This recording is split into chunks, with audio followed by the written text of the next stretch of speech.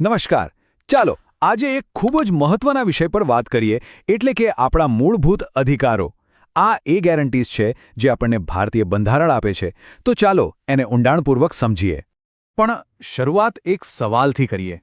જરા વિચારો, એવું તો શું છે જે એક લોકશાહીને બીજી કોઈપણ શાસન વ્યવસ્થાથી અલગ પાડે છે? એવું કયું અંતિમ વચન છે જે લોકશાહી એના લોકોને આપે છે? અને એનો જવાબ છે મૂળભૂત અધિકારોની ગેરંટી. આ એ અધિકારો છે જે એ સુનિશ્ચિત કરે છે કે દરેક નાગરિક ગૌરવ અને સ્વતંત્રતા સાથે જીવી શકે અને રાજ્યની સત્તાઓ પણ મર્યાદિત રહે.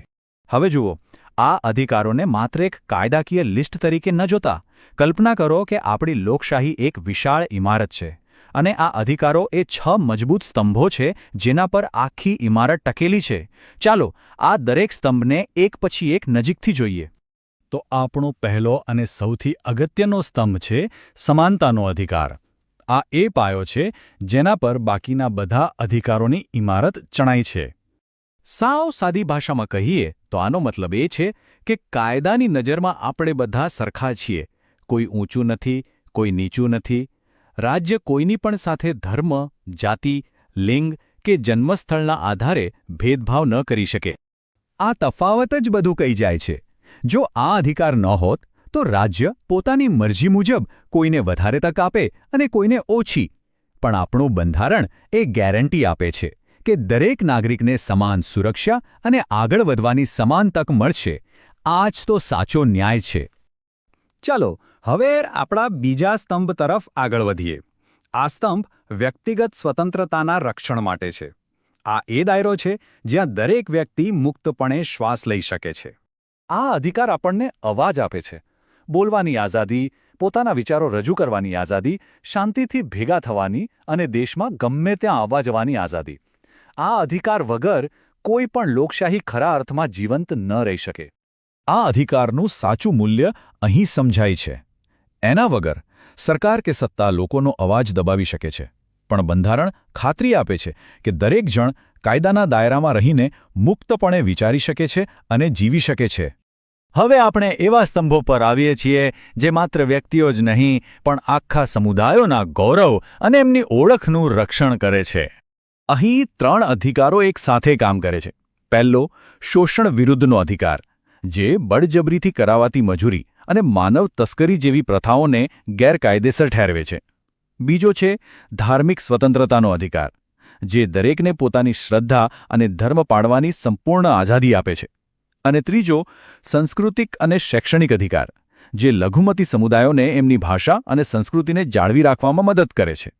તો આ ત્રણેય અધિકારો એક સુરક્ષા કવચની જેમ કામ કરે છે. એ સુનિશ્ચિત કરે છે કે કોઈનું શોષણ ન થાય, દરેકને પોતાની આસ્થા મુજબ જીવવાનો હક મળે અને આપણા દેશની જે વિવિધતા છે એ સચવાયેલી રહે. પણ અહીં એક બહુ મોટો સવાલ ઊભો થાય છે. અધિકારો તો કાગળ પર આપી દીધા, પણ જો કોઈ એનું ઉલ્લંઘન કરે તો? જો સરકાર પોતે જ આ અધિકારોનું પાલન ન કરે તો ક્યાં જવાનું? આ જ સવાલ આપણને આપણા છેલ્લા અને સૌથી શક્તિશાળી સ્તંભ સુધી લઈ જાય છે. હા, આ છે આપણો છઠ્ઠો સ્તંભ. આ કોઈ એક અધિકાર નથી, પણ બીજા બધા જ અધિકારોનો રક્ષક છે. આ એ અધિકાર છે જે બાકીના બધા જ અધિકારોને જીવંત રાખે છે. બસ આ એક નંબર યાદ રાખી લો, 32. ભારતીય બંધારણનો અનુચ્છેદ 32. ડૉક્ટર બાબા સાહેબ આંબેડકરે તો આને બંધારણનો આત્મા અને હૃદય કહ્યો હતો. આ કોઈ સામાન્ય અધિકાર નથી, આ એક માસ્ટર કી છે. આનો અર્થ એ છે કે જો કોઈ પણ નાગરિકના મૂળભૂત અધિકાર પર તરાપ વાગે તો એ વ્યક્તિ સીધી જ દેશની સર્વોચ્ચ અદાલત એટલે કે સુપ્રીમ કોર્ટના દરવાજા ખખડાવી શકે છે. આ જ અધિકાર બાકીના બધા અધિકારોને માત્ર કાગળ પરના શબ્દોને બદલે વાસ્તવિક બનાવે છે. અને અદાલતો આ રક્ષણ આપે છે કેવી રીતે? એમની પાસે કેટલાક ખાસ કાનૂની સાધનો છે, જેને રિટ કહેવામાં આવે છે. આ કોર્ટના ખૂબ જ શક્તિશાળી આદેશો હોય છે. ચાલો 2 મુખ્ય રિટ જોઈએ.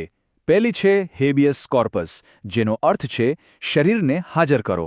એટલે કે જો કોઈને ગેરકાયદેસર રીતે કસ્ટડીમાં લેવામાં આવે તો કોર્ટ આદેશ આપી શકે કે એ વ્યક્તિને તરત હાજર કરો. બીજી છે મેન્ડેમસ, જેનો અર્થ છે અમે આદેશ આપીએ છીએ. આના દ્વારા કોર્ટ કોઈ સરકારી અધિકારીને તેમની ફરજ બજાવવા માટે મજબૂર કરી શકે છે. તો આપણે જોયું ને, આ 6 સ્તંભો માત્ર કાયદાના પુસ્તકમાં લખાયેલા શબ્દો નથી. તે તો દરેક નાગરિક માટે એક જીવંત ઢાલ છે જે આપણી સ્વતંત્રતા, સમાનતા અને ગૌરવનું સતત રક્ષણ કરે છે. પણ હા, આ અધિકારો વિશે ખાલી જાણકારી હોવી એ તો માત્ર પહેલું પગથિયું છે, ખરું ને? અસલી પડકાર તો એ છે કે આ બંધારણીય વચનો દેશના દરેક નાગરિકના જીવનની એક વાસ્તવિકતા કેવી રીતે બને. આ વિચાર સાથે જ આજે આપણે અહીં અટકીએ છીએ.